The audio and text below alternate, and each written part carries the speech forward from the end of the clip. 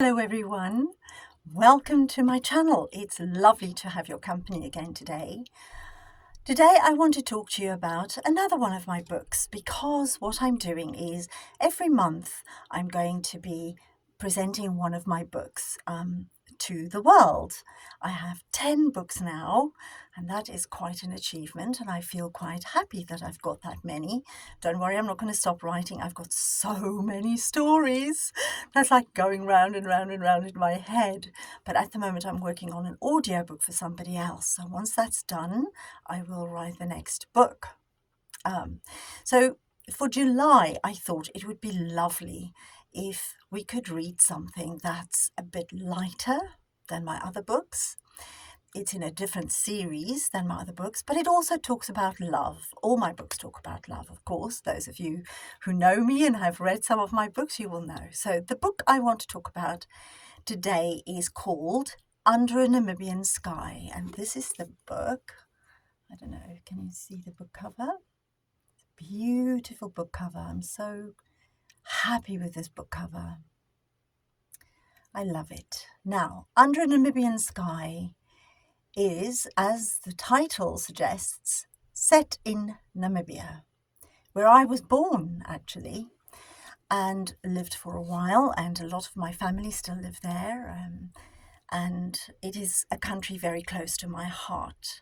It is situated below Angola, slightly above South Africa. It's huge. It's a huge country, and it's a desert country. So there's hardly anything in it. Few people here and there, lots of animals. And that is what I want to talk to you about. The animals are so wonderful. So I'm a huge animal lover of all animals. I really, really love them. And all of my books set in the desert love series, like Under a Namibian Sky, feature an animal. So obviously in Under a Namibian Sky, you can see it's an elephant. It's an orphaned elephant. So this poor little Ellie was orphaned, and it partly is her story as well in the book. And I've made it so that some of the profits go to an elephant orphanage in Namibia. So if you buy it, you will know that that's where some of your money is going. You can, of course, donate directly. You don't have to do it through me at all. I think they would love to receive all kinds of donations because elephants are just so special. They really, really are. But I love all animals, as I said, and so forgive me for ranting a bit on this video. I'm going to be talking a little bit about the kinds of animals that I love and enjoy. Now, many of you know that I've got a little cat, and her name is Evie, and she's just lovely. But I grew up on a farm with lots of animals, and we always had dogs and cats, and I even had an owl once, an owl that broke its wing, and my dad created this huge cage. Mind you, I was really little, so I don't know if the cage was really that big, but at that time, at that age, it seemed enormous for this owl to recover. And I remember it was a huge owl. Now, in Africa, you do get the African owls, and they are massive. I think they're the biggest owls in the world, actually. They really are amazing. And I think it was one of those, and I will never forget how it clacked its beak, and you could hear it everywhere when it wanted food or it was upset or something. And eventually, of course, the wing was grew back or whatever, I can't remember, and the owl was set free. But we also had sheep and cows and horses and all kinds of things. And this is what I want to talk about: the healing side of animals, how they heal you. Just recently I went through a really tough time with a friend of mine who died, and I felt really sad. And for some weird reason, I started watching the horses at Horse Cards Parade here in London, and it was just such a healing experience. And I thought, even if you're not actually near them, animals can heal you, and no wonder that they have dogs for everything that can heal, so they have these dogs that they take into hospitals and for people to heal. And I saw actually in one of those videos, and I didn't know this, that the police has a welfare dog for police who have suffered PTSD through some kind of trauma or anything, something like that, I suppose.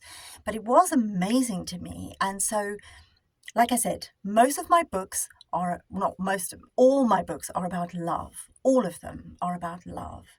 And I personally feel that the love we receive from animals is on another level. It really, really is. It's such a healing love. It's unconditional. There's nothing that needs to be reciprocated. Of course, many of our pets love us because we feed them, people will say. I don't agree with that. I think they love us anyway. I know my cat does. I know she loves me not only because I feed her, but we're very bonded. She's very special. But I know that all animals are like this, and it's wonderful to watch these horses at Horse Carts Parade, because you can see, I mean, some of them are a bit naughty and they don't like the tourists getting too close to them. And I have to say, sometimes I'm like, oh, no, no, no, because the tourists keep getting quite close to them and touching them and stroking them. You can see the horses don't like it, some of them. Some do, and they, will put their heads on the person's shoulder, and it's so lovely to see. It really, really is. So, yes, elephants to me are amazing. Not only do they have unbelievably long memories, but they are on another level. They are extremely intelligent. This is why I wrote about them in Under a Namibian Sky, because I think we need to be reminded of our wonderful animal friends out there in the wild. And elephants are amazing. Not only, as I said, do they have a long, long memory, and they love people who rescue them. So all these rescuers will tell you that the elephants that they've rescued never forget. Even when they are, grown into adults and they can be set free, they will come back. They will come back every now and again to come and say hello.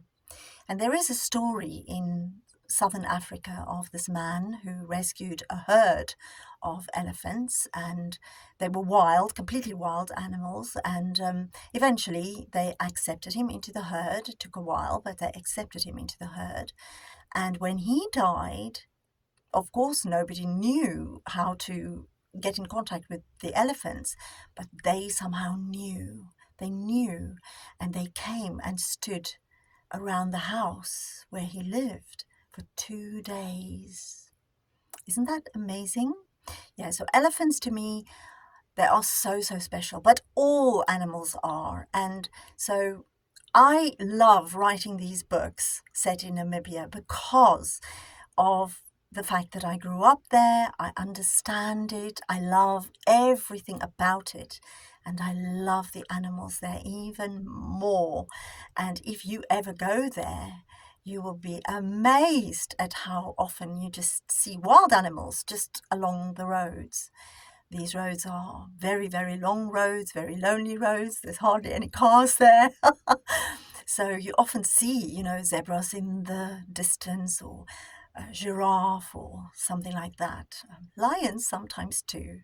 And baboons and elephants, yes, you see them. And it is just so wonderful. It makes you feel on another level really, really connected to the planet. And I'm sure those of you who have been there, or in any other country where there's a lot of wild animals, or you've gone on safari or something like that, you might relate to what I'm saying. I know it's a bit rambly and it's all over the place, but I hope that you understand this. And I would love to hear your journeys with animals and your experiences of animals and how they may have healed you. Because I have to tell you that after I've been watching all these horses at Horse Carts Parade, I do feel better. I do feel a little bit better. I do. And I'm going to go there at some point to thank the horses. I won't be touching them though, because I think that's not nice. I mean, these are working horses. They are on duty. But I will go there and in my mind silently thank them when I look at them. And it was wonderful because I learned some of their names. So a lot of the horses that appear there are the same horses, week after week or whatever. Not day after day, but they swap them out. And so it's interesting to see their different personalities as well. And so I hope you enjoyed this video, and I would love to know your experiences of healing with animals and interacting with animals and what that has meant for you. So as I said, in my book, Under a Namibian Sky, I talk about the elephants, and I just adore them. So even if you don't buy my book and donate to the orphanage through this, please consider doing it separately, independently. I'm not being sponsored by anything. Nobody's asked me to do this. It just comes from my heart because I love animals so much, and I think elephants are so special.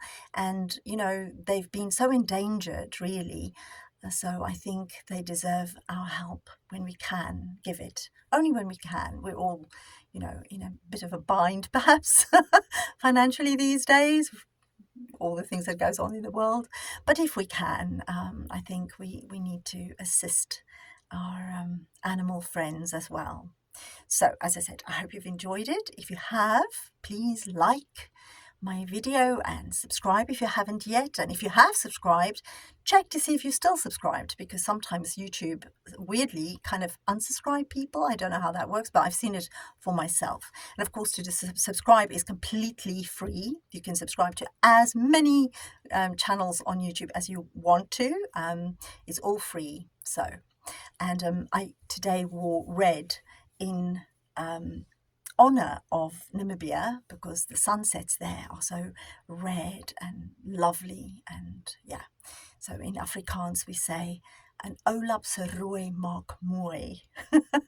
In English it translates to something like a little bit of red creates beauty, something like that. So I hope you agree. Anyway, until next time, love you lots, and thank you for joining me and listening to my rant. Mwah.